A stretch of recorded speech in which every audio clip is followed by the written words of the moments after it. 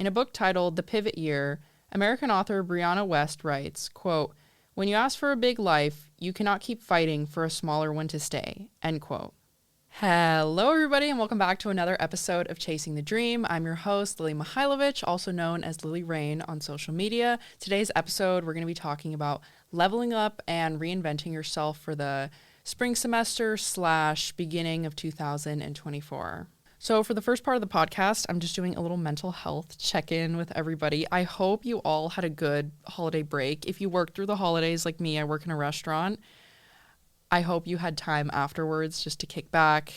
You made some good money. Suffering from success is always the way to go. Spring semester is beginning, or if you work a regular job, or maybe you're in grad school, whatever, I hope that your transition back to work has been smooth. I know my roommates have been doing that, and it's just nice. Like, we all got to step back a little bit over the holidays and spend time together. I went home. I celebrated my 21st. That was really, really fun. But at the same time, we're all going to feel winter break blues in a way, like, oh, it's so nice kicking back during the holidays. But now reality hit. And spring, like, it specifically for me and for college students, spring semester is a lot. That's when we all go back to taking a full load. And it's like, oh my God, this whole shebang again. And I feel proud to say that yes, I was productive over winter break, but I also wasn't productive, and that's okay, because stepping back is totally fine and there's nothing wrong with it. That's something I've been conditioned to think, like, you can't just not be productive because you're in your 20s. Like, this is your prime. You have to do as much as you can and, be working on like 4 hours of sleep and, just tough it out with caffeine. That's not the way it should be. Just because I'm young, I shouldn't sacrifice my health in order to get things done. If I had a long day at work and I was doing homework all the way up until I went to work, if I come home, like, I'm not going to sit and go edit TikToks until 1 a.m. If I come home at 10:30, I'm going to go to bed at 11 and wake up tomorrow and just do, things that I need to do. I'm not going to kill myself in order to check another thing off the to-do list. If there's one thing I want you guys to take away from this podcast, it's to buy the book, The Pivot Year by Brianna West. No, she's not paying me to do this. I found this book on my own time, and I just love her writing in general, but the fact that she came out with this at a time that I needed it was just so helpful. And there's a quote in this book. I love quotes, if you couldn't tell, if you haven't seen my podcast before.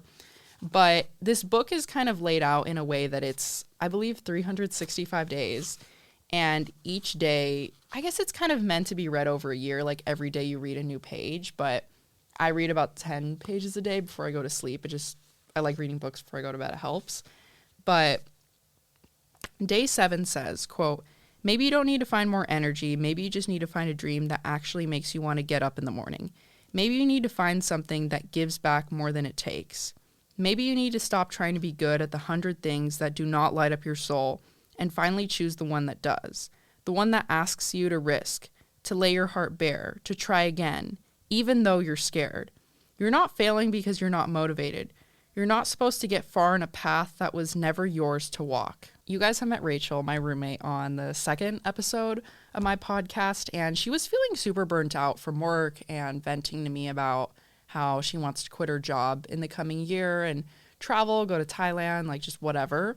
And I showed her this quote, like, day 7, and she started making a bucket list. And the main thing on her bucket list is to find something she's really passionate about and something that she loves that makes her want to jump out of bed in the morning. And I love her because she always tells me that it's, inspiring to have a conversation with me, just because I'm always pushing for more and, never aiming to settle in life. Like, you're meant for so much more if you truly believe that you are. It has to be a subconscious, like, I'm meant for so much more, so I'm not going to stop until I get there. But I just wanted to talk about her as an example, because I think a lot of people are very jaded and they don't have direction in life.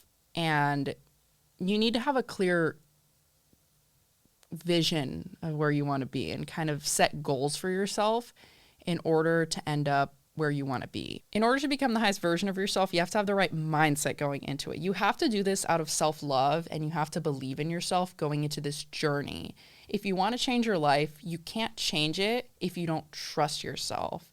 And that's something I firmly believe in, because if you're insecure, if you're going to try and break a bad habit, you're going to kind of get there, but then you're not fully going to break it because you don't trust yourself, and you're going to fail one time, and then you're going, you know what? I'm just going to let myself go. Like, what was the point of trying to go after my goal? No, that's not the way that you're supposed to think. The reason you're reinventing yourself is so that you can put forward the best version of yourself to the world and reach your highest potential, and to reach your ambitions, and to do what you actually want to do in this world. You're not reinventing yourself because you hate your past life. Like, something I'm going to talk about a little bit more later is you need to reflect on your past self and what went wrong, what was good. You can't go back and change the past, but you can use the past as kind of like a formula to move forward, and to know, like, okay, this is stuff that I'm going to continue doing, and this is stuff that was bad for me, and I want to break that habit. In order to become the highest version of ourselves, we need to self-reflect. So I thought I would lay out quote unquote journal prompts. You don't have to journal about these if you don't like journaling. You can talk it out with someone. You can talk it out to the universe, like kind of yourself, whatnot. I think that's the best way for me, just because sometimes my hand cramps up when I'm journaling. I just love going to the ocean and watching a sunset and kind of letting it out, because I feel heard by the universe. I guess you guys could say I'm agnostic. I believe that the universe is kind of always listening to me, but I don't necessarily believe in like a set God. But I love just talking things out. You guys, the amount of times I've asked the universe for something, like pleaded and begged, and felt heard, is unreal. And that's why I truly believe there's something higher looking down. Get out a pen and paper, get out your notes app. These are some prompts that will help you self-reflect. The first one is, what are some habits that I need to work on / break? The second one, what routine does the highest version of myself follow? The third one, what kind of person do I want to embody in my dream life? 4, what type of people does the highest version of myself surround herself with, or himself? And the last one, what would the highest version of myself be doing right now? To piggyback off of this last question, when I'm doing something that's quote unquote lazy, I think it's very unhealthy to frame activities as being lazy. I always tell myself this, like, let's say I was going to go on TikTok for 5 minutes and I've been there for 50 minutes. I'll, be aware of like what's going on. Oh my God, it's been 50 minutes. I was only supposed to be doing this for 5 minutes. What would the highest version of myself do right now? Would she continue to scroll, or would she go do what she needs to do? And that's how to reframe it, to talk to yourself in a healthier manner and to have a better relationship with yourself. Like, I can trust me to recognize that this isn't good. This is not good for me. I need to go do something a little more productive. So the first step is going to be to set clear goals. You guys, I love the energy that's kind of universal towards the end of December, going to most of January. We're all setting goals. We're making mood boards. We're writing down goals. So for me, I love doing all these things, and that's why I'm going to talk about them in a little bit more depth. Mood boards are fun because it gives you an excuse to do an arts and crafts project. I was very artsy growing up, so this is always fun. Just getting tape and cutting up pictures from Pinterest, getting them printed. It's a whole thing, and it's so fun to do with your girlfriends. I'd take a little matcha break, but the second step would be to level up physically. I'm a huge advocate for nutrition, working out, healthy habits, clean eating, whatnot. That's just how I am. That's how I grew up. I think the 80-20 rule is a really good one to live by. And that's something that I think I kind of discovered post-COVID. People were talking a little bit more about diets and opening up and realizing what's actually in our food, and that's what's killing us. But you can, enjoy yourself 20% of the time, but for the most part, keep yourself on track, be accountable, meal prep, buy the things that you should be eating, and then when you go out here and there, treat yourself. This next one's going to be a little bit controversial, but I think it's healthy to always have a physique goal at all times. Now, if you guys want to argue with me with this, you can argue with me on it. But if you don't have a physique goal, whether it's losing weight, maintaining weight, or gaining weight, it's so easy to let yourself go. Whether you're someone who has a really easy time losing weight or gaining weight, or you're just kind of always in the middle, you'll just pivot in a direction that you don't necessarily want to pivot in because you don't have any path. There's no goal. You're just kind of aimlessly going through life and not really thinking about your decisions. So if you want to gain weight, every time you go to the store, You have to keep reminding yourself, like, I need to buy more food than I actually want to eat, but it's because it's going to help me gain weight and because I need to. And then if you're trying to maintain, just keep doing what you're doing, but be aware of it. Don't, go to the store, and don't go to the store on an empty stomach, first of all, when you're going grocery shopping. But when you go to the store, just knowing, like, okay, I might be craving this right now, but it's not going in line with maintaining my weight. Like, why is half my cart carbs right now? Like, no, like, you need to be aware of what you're doing. And then if you're trying to lose weight, just knowing when you go to the store, I'm probably going to buy less food than I actually want, but this is for the ultimate good, and so that I can prolong my life and just feel good about myself. I'm an ambassador for Erewhon, and if you guys don't know what that is, it's the most expensive grocery store in the world. Everything there is super organic, good for you. It's pretty much like the next level of Whole Foods. Like, if you think Whole Foods is nice, Erewhon is beautiful. You guys, the way they just make sure everything is perfect in that store, it's so aesthetically pleasing. I've gone to events with them. They're so sweet. I love working with them.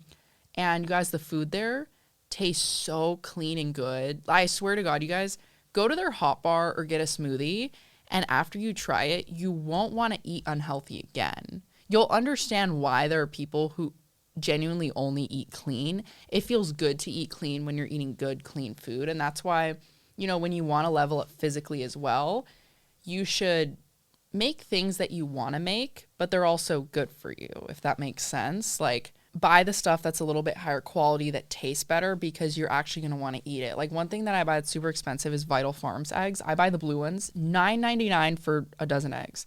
I know that's insane, but I eat eggs every morning, and if I can look forward to eating eggs in the morning, because these eggs have such borderline orange yolks, because the hens are very well taken care of, like literally free range. They can go wherever they want. They're living a good life. Therefore, they're producing eggs that taste delicious. And if I can look forward to eating breakfast, I'm going to want to eat a healthy breakfast in the morning and not want to pound on, stuff that's greasy, or just, I'm going to give up and grab something at McDonald's.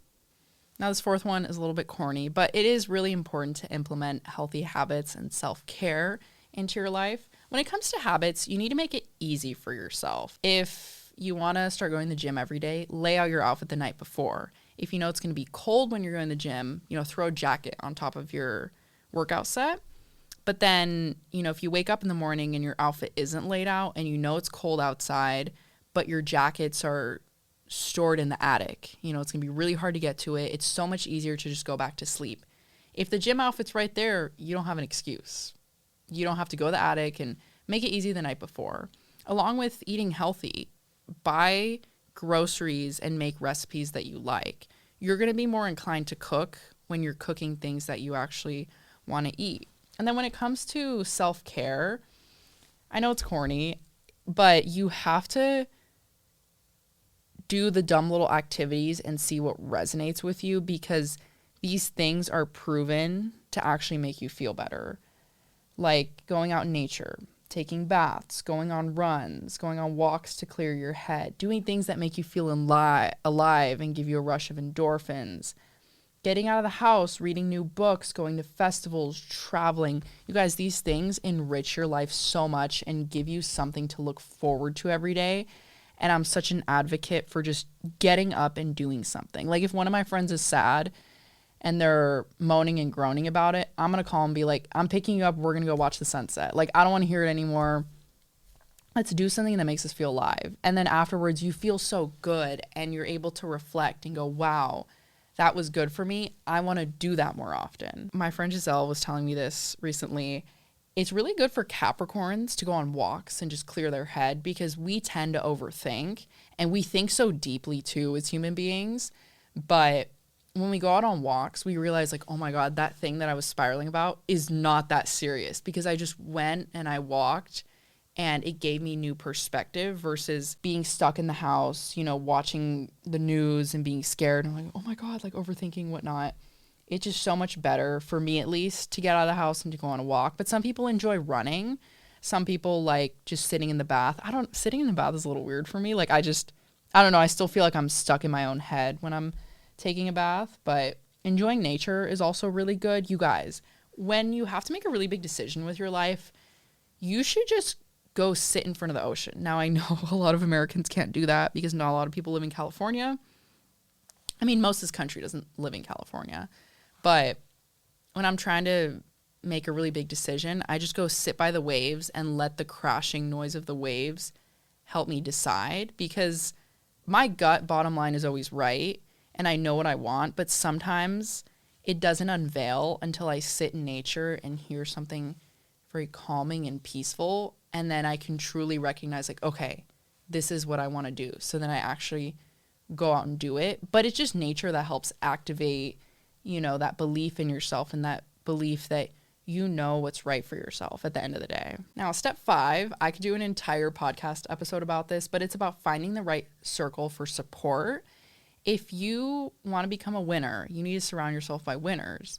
If you're a winner and you surround yourself by losers, you're ultimately going to become a loser. Or my favorite, if you surround yourself with millionaires, you're going to become a millionaire. I think the first step to going about this is just to eliminate people that you're jealous of and people that you don't like from your surroundings. You guys, I did this by moving away from my hometown. As much as I love Torrance and I love the people that I grew up with, a lot of them didn't become anything, or they were okay with settling for the ordinary. And I needed to distance myself from that because I was slowly kind of becoming that when I was kind of backing down on going to San Diego. I was doubting. I was like, oh my God, it's going to be so expensive. Maybe everyone's right. I should stay here and, just do something that's a little more predictable. But when I got in, I took the leap and I realized, like, I need to take this leap so I don't become these people. Now, I'm not talking about everyone in Torrance, everyone I grew up with, but there's a good amount of people that settle in life, and there's a good amount of people, especially there, who did.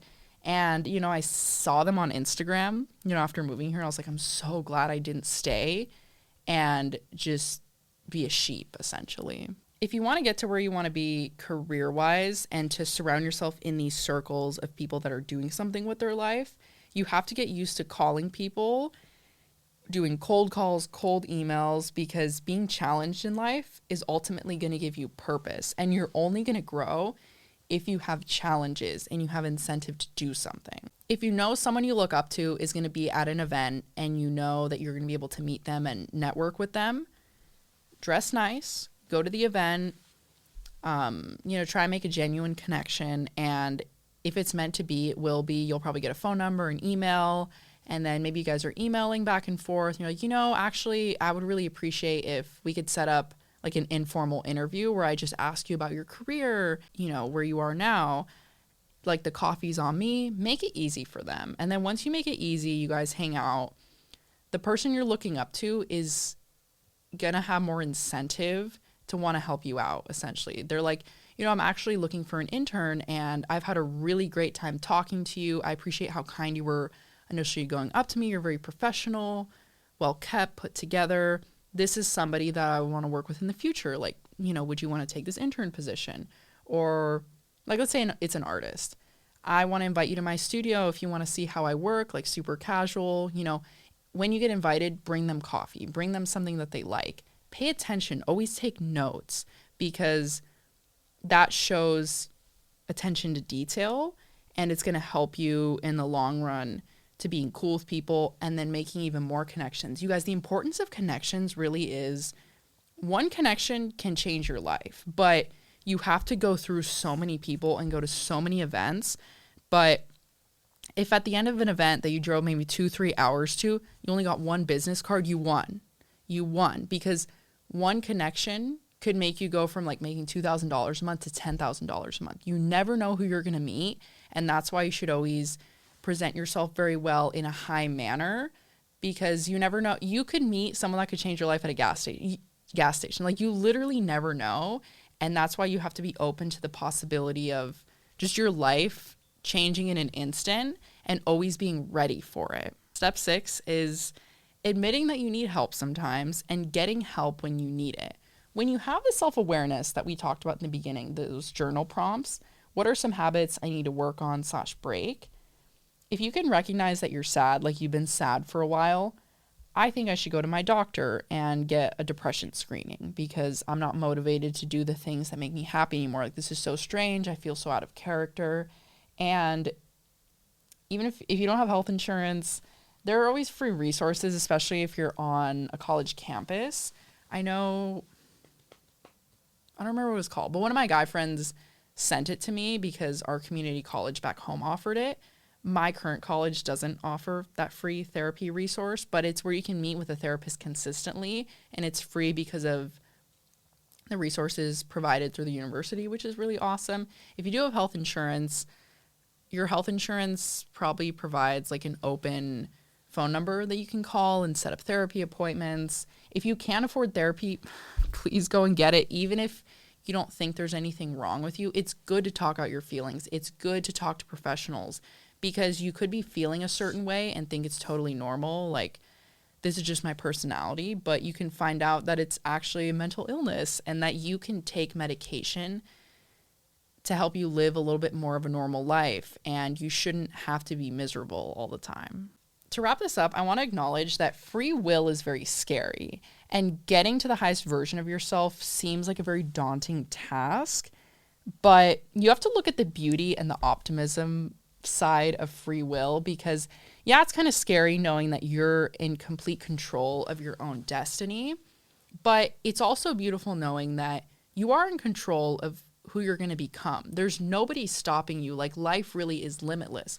And if you feel like you're being stopped, get rid of that barrier. Like, for me, it was moving out of my hometown. I would have never started this podcast if I didn't leave my hometown. Truly, I would have settled for some college that was near my parents' house and just went about my life like, oh, one day I'll start a podcast. One day I'll fully pursue YouTube. One day I'll, post on TikTok all the time. And one day I'll go model and, go to castings in LA and become international, whatnot.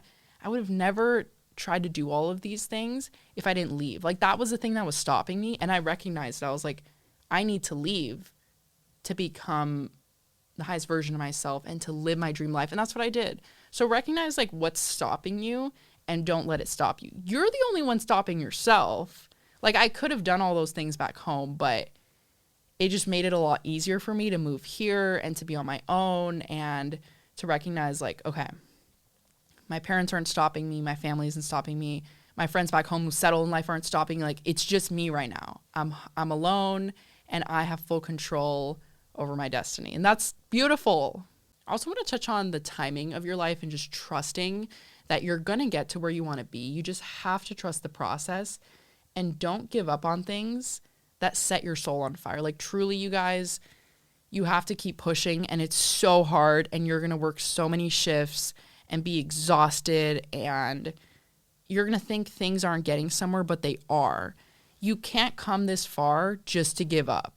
Like, you have to make that promise to yourself. Like, I'm not going to stop now. I just want to remind all of you that you are fully capable of achieving your dream life, of becoming your highest self. But you have to trust yourself. You have to love yourself. You can't be insecure. And most importantly, you have to keep pushing. You have to have discipline.